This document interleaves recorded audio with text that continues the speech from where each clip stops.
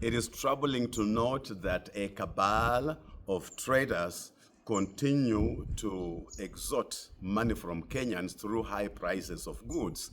I want everybody to know that the shilling was weak, but now it has strengthened. Even the CBK has posted the shilling at 139 against the US dollar. And the dollar is a strong factor in our day-to-day living, and especially in purchases, because production and imports go together. They all go in tandem. And therefore, you find that there was a time when the dollar was at 160 shillings to the dollar. And so now these business people who are doing production, because they import, and then they dump that cost on the consumer. Now, they want us to believe that the dollar is still at 160 when the dollar is at 139. So I demand that fuel prices come down to at least 180, between 180 and 190. For fairness sake, that's where it's supposed to be. Because there is a big move in the Forex. In the money market, there's a big movement because now the dollar is strong.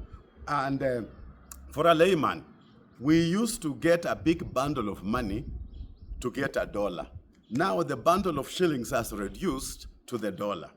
Even airlines, please bring down the ticket prices. Otherwise, these prices you are charging Kenyans, you are still charging us at 160, when for heaven's sake, it is now at 139. So you cannot continue an exorbitant price when actually the purchase price has now come down. So I am asking that all the commodities, even in the supermarkets, even at the primary level consumption on the shelf of the supermarket, because everything has got to do with the ripple effect of importation. And when we talk about importation, we talk about Forex, we talk about the dollar.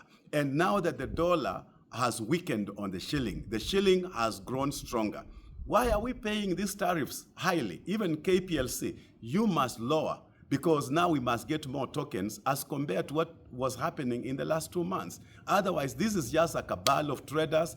These are what I'll say cartels in the business market, in the money markets, who still want to lord over Kenyans and make Kenyans not feel the effect of the strength of the shilling. When the shilling strengthens, Kenyans should sigh a sigh of relief, because we trade in shillings. We don't trade in dollars. But it's these traders who take the shilling and buy the dollars. Now you are using more shillings to buy the dollar so that you can import. Even the price of cars, motorbikes, everything should come down. And this we should protest. And I'm going to make a statement. I'm going to request the Honorable Speaker that he gives me a chance to make a statement on this issue of continued high prices when there is now, when the shilling has now strengthened, and now as traders are importing, even women who put on tacky clothes, you should now buy those tacky clothes at a lower price, because those clothes are bought in dollars. And now there is a big shift in the shilling from 169 to 139. So tacky clothes should also, tacky or Senegal or whatever, European or Kenyan, those clothes should also come down. Anything that is imported, because we import so much from China. A lot is imported from China, and the movement is in the US dollar. Everything should come down, even food prices, because there's a lot of imports involved in production.